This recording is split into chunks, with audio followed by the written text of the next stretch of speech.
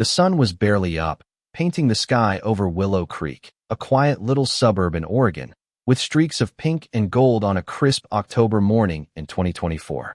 I was out by my lake sipping coffee, rod in hand, ready for a peaceful start to my Saturday. The water was still as glass, reflecting the pines and the promise of a good day. This was my escape, my slice of heaven after grinding through the week at my tech job. But then, like a storm cloud rolling in, Margaret Hensley stormed across my lawn, her heels sinking into the grass, clutching a clipboard like it was a badge of supreme authority. I got hit with a $3,000 fine for fishing on my own land. You heard that right, $3,000 for casting a line in my own backyard. And when I told her I wasn't paying, things got wild. She called 911, acting like I was some kind of outlaw just trying to enjoy my morning. My head was spinning at the absurdity. Would you fork over the cash or fight back? Let me tell you how it went down. It started like any other weekend. I was up early, grabbed my tackle box, and headed to the lake behind my house. The air was cool, the kind that makes you feel alive. I'd just settled into my chair, lying in the water, when Margaret's voice sliced through the quiet like a chainsaw. "Mr. Dawson," she snapped, her tone dripping with self-righteous glee. "This is your final warning to comply with neighborhood regulations."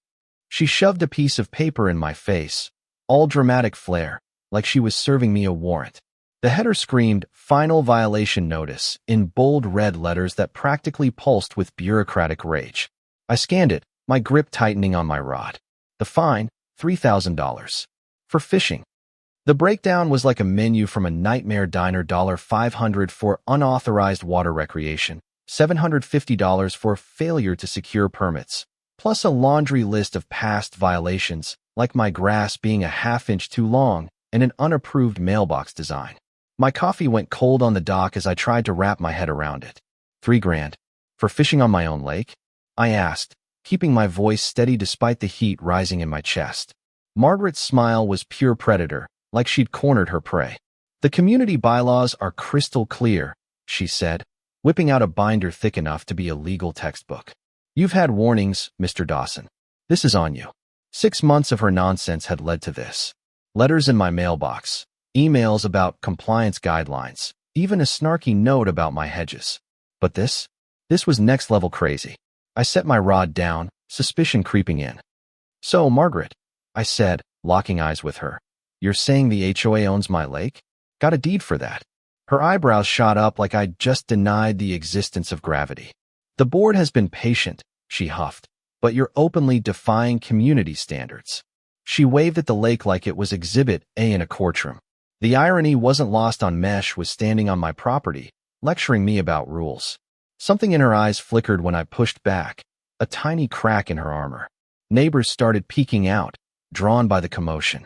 Mrs. Larson next door was watering her already soaked roses, ears perked. The Carter kids paused their bikes, peering through the fence, sensing a showdown. I stood up, keeping my cool. "Let's talk about the legal basis for your rules, Margaret," I said. Her face flushed, the way it always did when someone dared question her reign over Willow Creek. She doubled down, waving her clipboard like a scepter. "You signed the community covenant, Mr. Dawson. Ignorance isn't an excuse." But I'd been dealing with her for months, and I'd learned something. Margaret's power came from intimidation, not knowledge. She'd never had to prove her authority in a real fight. I could see it in her nervous glance when I mentioned legal frameworks. She was banking on me folding, like most folks did, writing checks to make her go away. Not me. "You know what, Margaret?"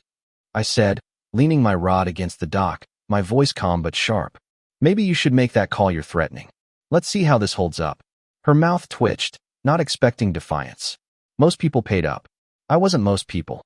Her fingers flew across her phone, dialing 911 with the urgency of someone reporting a bank heist.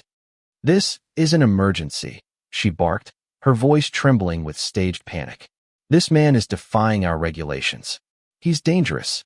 I almost laughed, sitting there with my tackle box, the lake lapping quietly behind me. Dangerous? If this was her idea of a threat, I wondered what she'd call a real confrontation. The dispatcher's voice crackled, asking for details, and Margaret paced my dock, spinning a tale of aggressive behavior that belonged in a soap opera. The neighbors were out in force now, Mrs. Larson had ditched her hose, the The Carter kids were whispering, and even old Mr. Torres stepped onto his porch, coffee in hand, eyebrows raised. A teenager across the street had his phone out, probably dreaming of viral content. Sirens hummed in the distance, and Margaret straightened, smoothing her crisp navy blazer, ready for her moment of triumph. Officer Daniel Brooks pulled up, lights flashing but no siren, like he knew this wasn't a real crisis. He stepped out, scanning the scene. Me, chilling by the water. Margaret, clutching her clipboard like a lifeline. She rushed him before he could close his car door. "Thank goodness you're here, officer," she gushed, thrusting the violation notice at him. "This resident has been breaking rules for months and is now belligerent." Brooks took the paper, glancing at me, clearly confused by the contrast between her hysteria and my calm. "Ma'am, let's get the facts straight," he said, his tone all business. Margaret's face tightened, expected handcuffs, not questions. I stood, offering my hand. "Officer, thanks for coming out. I'm happy to answer any questions." Brooks nodded, checking my ID against his notes, his eyes flicking to my house. "What's your understanding of your rights here, Mr. Dawson?" he asked, cutting through Margaret's theatrics. The question hit deeper than she'd expected. The crowd edged closer, phone still rolling. Margaret launched into her spiel: 6 months of violations, grass height, mailbox nonsense, and now my flagrant fishing. But when Brooks asked for specific statutes or boundary maps, her confidence cracked. She fumbled through her binder, pulling out laminated pages that didn't answer his question. I saw my opening. "Margaret, can you show us the legal framework for your jurisdiction over my lake?" I asked, a faint smile tugging at my lips. Her eyes darted between me and Brooks, panic setting in. She wasn't ready for this. My wife, Emily, stepped out then, carrying a pitcher of iced tea and a smile that said she'd been waiting for this. "Thought you folks might need a drink for this," she said, setting it down with a lawyer's grace. She'd been a paralegal for years, and her casual comment to Brooks, "Those notices raise questions about authority scope," hit like a dart. Margaret snapped. "That's not how this works," but her hands shook as she flipped through her binder, her usual swagger fading. Brooks started taking notes, asking about the HOA's process for verifying jurisdiction. Margaret's answers were vague, circling back to community standards, without specifics. I pressed harder. "How does the HOA confirm which properties it controls before issuing fines?" I asked, reeling in my line like I was reeling in her lies. Emily chimed in. "Honey, remember what we said about ultra vires enforcement?" The legal term made Margaret's eyes widen, and Brooks perked up, recognizing it. "The neighbor's Mrs. Larson, Mr. Torres." Even the Carter kids were hooked, whispering about their own run-ins with Margaret's fines. "Where's the original covenant, Margaret?" I asked, my tone sharp now. "The one giving you power over my land." She stammered, digging through papers, coming up empty. Brooks noted it, his pen moving faster. I kept going, calm but relentless. "Suppose someone owned property before the HOA existed. Does your covenant override that?" Her jaw tightened, no answer ready. Emily asked Brooks, "How do departments handle disputes over jurisdictional authority?" Her question was innocent but deadly, exposing Margaret's ignorance. The crowd murmured, realizing this wasn't just about might, was about every fine they'd paid. I stood, feeling the moment shift. "Officer, there's something you need to see." I walked inside, the crowd buzzing, Margaret pacing like a caged animal. I returned with a manila folder, plain but loaded with dynamite. "I own this lake," I said, handing Brooks the deed. "Bought it 5 years ago, 2 years before the HOA even existed."